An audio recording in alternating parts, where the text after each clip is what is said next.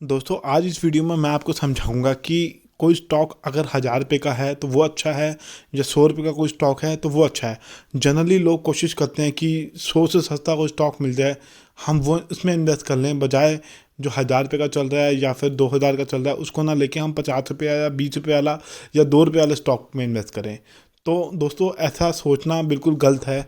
आपको कंपनी के fundamental check करने पड़ेंगे। आपको ये देखना पड़ेगा कि अगर कोई स्टॉक महंगा है तो वो क्यों महंगा है, उसके अंदर फ्यूचर में अच्छी ग्रोथ आने वाली है, मैनेजमेंट सॉलिड है, कंपनी डिविडेंड अच्छा देता है, बोनस अच्छे देते हैं शेयर होल्डर को, तभी वो महंगा चल रहा है। मार्केट में जो है वो हाई प्रीमियम पे ट्रेड हो रहा है क्योंकि जो इन्वेस्टर हैं उसको हाई प्रीमियम पे भी लेने को तैयार है क्योंकि वो बहुत सॉलिड कंपनी है। वहीं कोई सस्ती चल रही है तो सस्ती से चल रही है, कोई इसको लेने को तैयार नहीं है। शायद कंपनी लॉस में है, कंपनी डिविडेंड नहीं देती अपने शेयर होल्डर को, या कंपनी ने बहुत ज़्यादा कर्जा उठाया हुआ है इसलिए वो लॉसेस में चल रही है, उसके अंदर हाई ग्रोथ नहीं है इसलिए वो सस्ते वैल्यूएशन पे चल रही है। सस्ते वैल्यूएशन पे भी उसको लेने को तैयार नहीं है। तो आपको इस तरीके से नहीं देखना चाहिए। अगर आप स्टॉक मार्केट में इन्वेस्ट कर रहे हो आपको सिर्फ सबसे पहले बिजनेस को देखना चाहिए। आप अगर किसी स्टॉक में इन्वेस्ट कर रहे हो तो आप बिजनेस में इन्वेस्ट कर रहे हो, बिजनेस बाय कर रहे हो, एक रनिंग बिजनेस बाय करो। ये मैंने पहले वीडियोज़ के अंदर भी बोला था। तो अगर आप दोस्तों स्टॉक मार्केट में पैसा क्यों लगा रहे हो, पहले अपने आप से एक सवाल करो।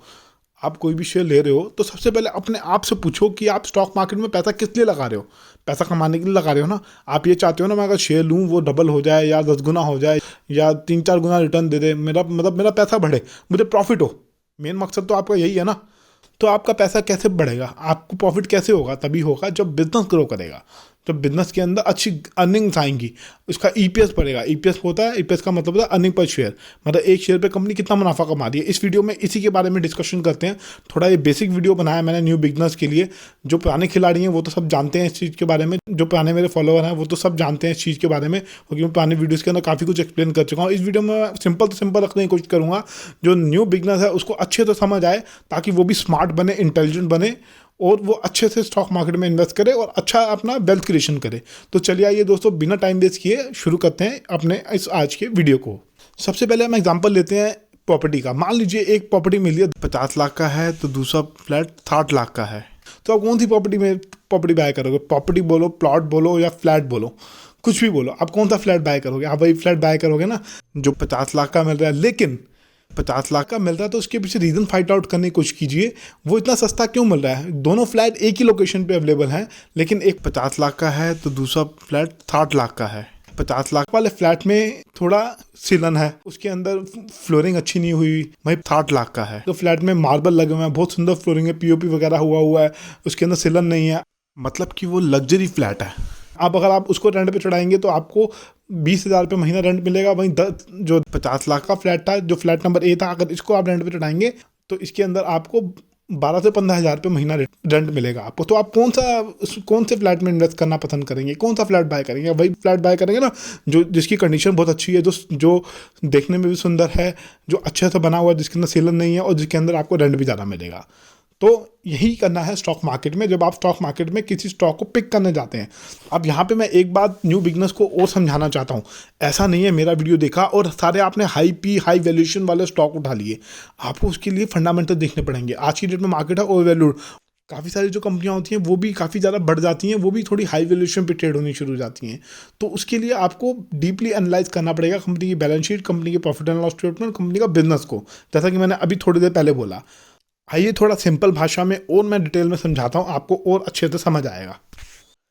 तो आइए दोस्तों बात करते हैं पी रेशियो के बारे में। पी रेशियो कैसे कैलकुलेट होती है इस पर थोड़ा डिटेल में बात करते हैं। कौन सी पी वाला स्टॉक सस्ता अच्छा है इन्वेस्टमेंट के लिए, जिसकी कम पी चल रही है वो अच्छा है या जिसकी महंगी पी चल रही है वो अच्छा है। तो पी रेशियो जो कैलकुलेट होता है current price divided by earning per share. जैसे एग्जांपल के लिए मान लीजिए एक कंपनी का स्टॉक प्राइस चल रहा है 200 रुपये, उसका ईपीएस है अर्निंग पर शेयर 10 रुपये, तो उसकी पी हो गई 20। वहीं पर हम कंपेरिजन करते हैं उसी की जैसी बिजनेस करने वाली किसी कंपनी की, मतलब उसी सेक्टर की कंपनी की, मतलब हम इंडस्ट्री पी को कैलकुलेट करते हैं, इंडस्ट्री पी से कंपैरिजन करते हैं कि स्टॉक सस्ता है या महंगा है। उसके बाद हम ये फाइंड आउट करने की कोशिश करते हैं कि ये सस्ता चल रहा है तो क्यों चल रहा है। इसके अंदर डेट ज़्यादा है, या मैनेजमेंट अच्छे से काम काज नहीं कर रहा, या कंपनी के एक्सपेंशन के प्लान अच्छे नहीं है, या कंपनी लॉस में जा रही है, या मार्केट करेक्ट हो गई है, इसी वजह से वो सस्ती वैल्यूएशन पे ट्रेड हो रहा है, तो उसको लेना ठीक रहेगा। तो हम ये कंपैरिजन उसके जैसे बिजनेस करने वाली कंपनी से ही करके फाइंड आउट कर सकते हैं कि ये स्टॉक इन्वेस्टमेंट के लिए अच्छा है या नहीं है। वहीं हम कंपैरिजन करें इसकी तरह बिजनेस करने वाली कंपनी से, मान लीजिए उसका भाव मार्केट में चल रहा 300 रुपये और उसका जो ईपीएस है वो 10 रुपये है, तो यहाँ पे 30 की पी निकल के सामने आई। वहीं पे हमने कंपैरिजन किया कि इंडस्ट्री की पी जो है 35 या 30 के आसपास है, तो हम ये कहेंगे कि जो 20 की पी पे चल रहा है वो सस्ता चल रहा है इससे कंपैरिजन में। अब यहाँ से मैं आपको नहीं कहता कि जो सस्ती वैल्यूएशन पे मिल रहा है आप उसको ले लें, या फिर जो महंगी वैल्यूएशन पे मिल रहा है आप उसको ले लें। आप थोड़ा इसकी बैलेंस शीट को एनालाइज कीजिए, उसके बाद किसी कंक्लूजन पे पहुंचिए कि मुझे क्या करना है, इसके अंदर इन्वेस्टमेंट करनी है या नहीं करनी। आइए बैलेंस शीट का एग्जांपल देख के मैं आपको समझाता हूँ। मान लीजिए एक लो पी स्टॉक था, उसका ईपीएस जो था पहले साल जो था 100 रुपये था, उसके बाद दूसरे साल 80 रुपये हुआ और तीसरे साल उसका ईपीएस हुआ 60 रुपये। यहाँ पे प्राइस भी धीरे धीरे करके उसका कम होता रहा। पहले स्टॉक का प्राइस था 2000, उसके बाद 1200 हुआ, उसके बाद 600 हुआ। मतलब ईपीएस कंपनी का रिड्यूस हो रहा है ईयर ऑन ईयर बेसिस पे, और पी धीरे धीरे करके नीचे आता जा रहा है। वहीं पे जो हाई पी स्टॉक था उसका ईपीएस बढ़ता चला जा रहा था धीरे धीरे करके, और उसका प्राइस भी मार्केट में इंक्रीज़ होता जा रहा था और उसकी पी भी मार्केट में इंक्रीज़ होती जा रही थी। वो 40 की पी तक चला गया, वहीं जो दो पी स्टॉक था वो 10 पी तक आ गया। तो यहाँ पे हमने ये देखा कि इसके अंदर जो हाई पी वाला स्टॉक था उसके अंदर हाई ग्रोथ थी, इसलिए जो है वो हाई वैल्यूएशन पे ट्रेड हो रहा है। मार्केट ने उसको हाई वैल्यूएशन दी है क्योंकि इसके अंदर हाई ग्रोथ है, मैनेजमेंट बहुत सॉलिड है, इस वजह से जो है अच्छी वैल्यूएशन पे वो मार्केट में ट्रेड हो रहा है। तो इन्वेस्टमेंट के लिए हमें वो स्टॉक चुनना चाहिए जो के अंदर ग्रोथ हो और वो जो क्वालिटी स्टॉक हो। क्वालिटी स्टॉक कैसे पता चलता है? क्वालिटी स्टॉक कैसे पता चलता है? कंपनी का डिविडेंड पे आउट भी हम देखते हैं। मान लीजिए एक कंपनी 100 करोड़ कमा रही है, उसमें से 10 या 15% का कंपनी डिविडेंड दे रही है, तो क्या फ़ायदा? डिविडेंड पे आउट कम से कम 30% 40% तो होना चाहिए। मतलब हमने कंपनी में पैसा लगाया है तो हमें डिविडेंड तो मिले कम से कम। अच्छा, डिविडेंड ही अगर प्रमोटर नहीं दे रहा और बोनस शेयर नहीं दे रहा, सिर्फ जो पैसा आ जा रहा है अपने पास रखे जा रहा है, अपने रिजर्व में रखे जा रहा है, तो उस चीज़ का क्या फ़ायदा? साथ हम ये भी देखते हैं कि जो कंपनी प्रॉफिट अर्न कर रही है उसमें से कितना पैसा एक्सपेंशन के लिए, कैपेक्स कितना कर रही है, एक्सपेंशन के लिए कितना यूज़ कर रही है पैसा, आगे नए नए सेगमेंट में किस तरीके से जा रही है। जैसे मैं एग्जांपल के लिए आपको नाम लूँ समझाने के लिए, आईटीसी का स्टॉक है। पहले आईटीसी सिर्फ सिगरेट के बिजनेस में थी, उसके बाद वो एफएमसीजी सेक्टर में आई, आटा बनाया उसने, बिस्किट बनाए इतने बढ़िया क्वालिटी के, देसी घी बनाया, शैम्पू बनाए, हैंड सैनिटाइज़र बनाए, मतलब डेयरी प्रोडक्ट्स में आ गया, चॉकलेट लॉन्च की। तो कितने अच्छे से वो एक्सपेंशन कर रही है एफएमसीजी बिजनेस के अंदर, वो ग्रो होती जा रही है ईयर ऑन ईयर बेसिस पे।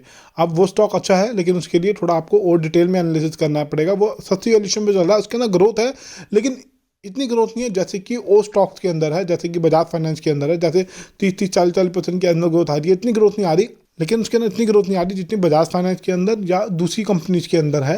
लेकिन वो भी स्टॉक अच्छा है, अगर वो करेक्शन पे मिलता है तो उसमें इन्वेस्टमेंट की जा सकती है। तो इस तरीके से हमको देखना पड़ता है कि अगर स्टॉक सस्ते वैल्यूएशन में ट्रेड हो रहा है, ठीक है ट्रेड हो रहा है, लेकिन कंपनी क्या कर रही है हमें ये भी फाइंड आउट करने की कोशिश करनी चाहिए कि मैनेजमेंट क्या कर रहा है। अगर मैनेजमेंट अच्छा है, डिविडेंड भी देता है, सब कुछ अच्छा है, लेकिन कुछ गवर्नमेंट पॉलिसीज़ की वजह से, मतलब गवर्नमेंट जैसे सिगरेट पे टैक्स बढ़ा देती है, मतलब उसकी वजह से थोड़ा सा कंपनी अंडर वैल्यू चल रही है या फिर करेक्शन पे अवेलेबल है, तो ये भी हमें देखना पड़ता है कि गवर्नमेंट पॉलिसी किस तरीके से एक सेक्टर को सपोर्ट कर रही है या फिर उसके लिए नेगेटिव है। तो ये सब चीज़ों को कोरिलेट करके ही हमें फाइंड आउट करना होता है कि ये stock investment point of view से अच्छा है या नहीं है। तो यहाँ सीधा सीधा सम पी रेशियो का मतलब ये हो जाता है कि मान लीजिए कंपनी अगर 1 रुपया कमा रही है, उसका पी रेशियो 10 है, तो यानी कि 1 रुपया कंपनी कमा रही है, तो मार्केट में शेयर का जो भाव ट्रेड हो रहा है वो 10 गुना प्रीमियम पे ट्रेड हो रहा है। तो मतलब आप 10 गुना प्रीमियम देने को तैयार हैं उस स्टॉक के लिए। तो यहाँ पे हमें ये पता चलता है कि स्टॉक की अर्निंग से स्टॉक कितना गुना महंगा चल रहा है। अब यहाँ पे कुछ सस्ते पी पे मिल जाए आपको स्टॉक 5 की पी पे या 20 की पी पे, 12 की पी पे या फिर 8 की पी पे, तो यहाँ पे आप इतने खुश मत हो जाइए कि ये stock investment point of view से अच्छा है, ये जैकपॉट स्टॉक है। जैसे रियल एस्टेट स्टॉक होते हैं, जैसे माइनिंग कंपनीज होती हैं, जैसे मैं आपको एग्जांपल के लिए बात बताऊँ, पीएसयू कंपनीज होती हैं वो अंडर वैल्यू चल रही हैं आज की डेट में, या फिर पीएसयू कंपनी है वो आज की डेट में सस्ते वैल्यूएशन पे चल रही है। तो उसके पीछे रीज़न फाइंड आउट करने की कोशिश कीजिए। मैं पुराने वीडियोज़ के अंदर बता चुका हूँ कि पीएसयू कंपनी अंडर वैल्यू क्यों चल रही हैं। और रियल एस्टेट स्टॉक जो होते हैं, इंफ्रास्ट्रक्चर स्टॉक होते हैं, उसके अंदर बैलेंस शीट में हैवी डेट होता है, उसके अंदर इतनी सॉलिड ग्रोथ नहीं होती, इसलिए जो है वो सस्ती वैल्यूएशन पे मिलते हैं। तो यहाँ पे हमें क्वालिटी को देखना है, ना कि हमें पी को देखना है। पी को देख के हम कंपैरिजन करते हैं, लेकिन यहाँ पे हमें बिजनेस को एनालाइज करना है किसी स्टॉक में इन्वेस्ट करने से पहले। यहाँ पे मैं एक बात तो बताना चाहता हूँ, अगर किसी कंपनी का पी रेशियो सस्ता चल रहा है तो इसका मतलब ये है कि मार्केट जो है उसको हाई वैल्यूएशन देने को तैयार नहीं है आज की डेट में। मार्केट को ऐसा लगता है कि ये कंपनी आगे आने वाले समय में अच्छा प्रदर्शन नहीं दे सकती, तो इसलिए जो है ये आज की डेट में सस्ते वैल्यूएशन पे ट्रेड हो रहा है। क्योंकि मार्केट में स्मार्ट मनी, स्मार्ट इन्वेस्टर ही डिटरमाइन करते हैं, डिसाइड करते हैं कि इसकी एक्चुअल वर्थ कितनी होनी चाहिए, क्योंकि वो कंपनी के फ्यूचर को प्रिडिक्ट करने की कोशिश करते हैं, वो कंपनी के बिजनेस को एनालाइज करते हैं, बहुत डीपली स्टडी करते हैं, उसके बाद वो डिसीजन पे पहुंचते हैं कि अब इसकी पी क्या हो सकती है। मार्केट डिसाइड करती है स्टॉक की पी। अब यहाँ पे मैं एक बात और बोलना चाहता हूँ, कुछ कंपनी ऐसी भी होती हैं जो बैंकरप्ट होने वाली होती हैं या फिर मतलब तगड़े लॉस में चल रही होती हैं, उसकी पी भी सस्ती होती है। तो यहाँ आप सस्ती पी देख के खुश मत हो जाइए कि हमें ये स्टॉक हमारे लिए जैकपॉट स्टॉक है। अब यहाँ पे मैं आपको सिंप्लीफाई करने के लिए समझाऊँ, हम कपड़े लेने जाते हैं, मान लीजिए कोई शनि बाज़ार लगता है या मंगल बाज़ार लगता है या चोर बाज़ार लगता है, वहाँ पे सस्ती चीज़ मिल जाती है। लेकिन वहीं पे कोई शोरूम में जाएंगे तो आपको अच्छी क्वालिटी के कपड़े थोड़ा महंगे में मिलेंगे। अब महंगे में क्यों मिल रहे हैं? क्योंकि वो जो है अच्छे ब्रांड के कपड़े हैं और अच्छा मटेरियल लगा उसको बनाने के लिए, और वो लॉन्ग लास्टिंग है, आने वाले समय में काफ़ी लंबे समय तक वो चल सकते हैं। तभी जो है लोग ब्रांडेड कंपनी की चीज़ लेना पसंद करते हैं। अगर वो मान लीजिए थोड़ा डिस्काउंट पे मिल जाए, मतलब सेल चल रही है जैसे 30% ऑफ, 50% ऑफ, तो वहाँ पे ज़्यादा लोग जाएंगे उस ब्रांडेड चीज़ को खरीदने के लिए।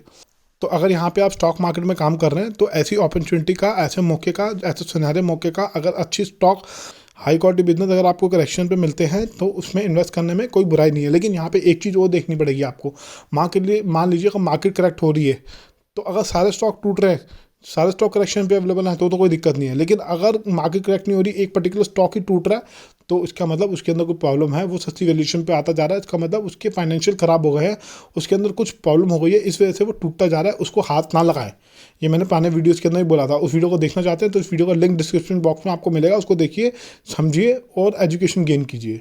तो इन सब चीज़ों की इन्फॉर्मेशन हमें मनी कंट्रोल वेबसाइट और स्किनर.इन की वेबसाइट पे इजीली मिल जाती है। ऐसा नहीं है कि आपको पी कैलकुलेट करने के लिए काफ़ी ज़्यादा मेहनत करनी पड़ेगी, आप यहाँ पे आके अपना एनालिसिस कर सकते हैं अच्छे से।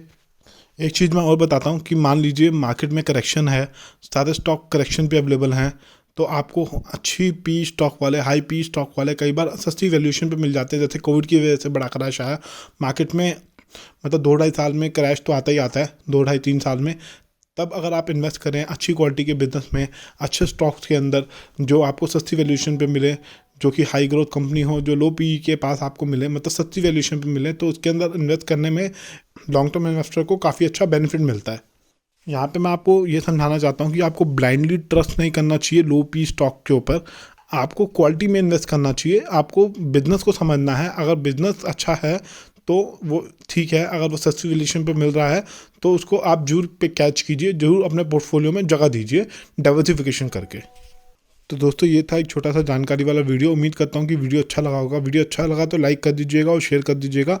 और दोस्तों इस वीडियो में जो भी स्टॉक के नाम लिए गए हैं सिर्फ ये रेफरेंस पर्पज़ के लिए, एग्जाम्पल पर्पज़ के लिए लिए गए हैं, कोई रिकमेंडेशन नहीं है बाय सेल होल्ड की। आप कोई भी शेयर करने से पहले अपने फाइनेंशियल प्लानर और फाइनेंशियल एडवाइजर से बात करने के बाद ही कोई बाय सेल होल्ड का डिसीजन लीजिएगा। तो धन्यवाद इस वीडियो को देखने के लिए।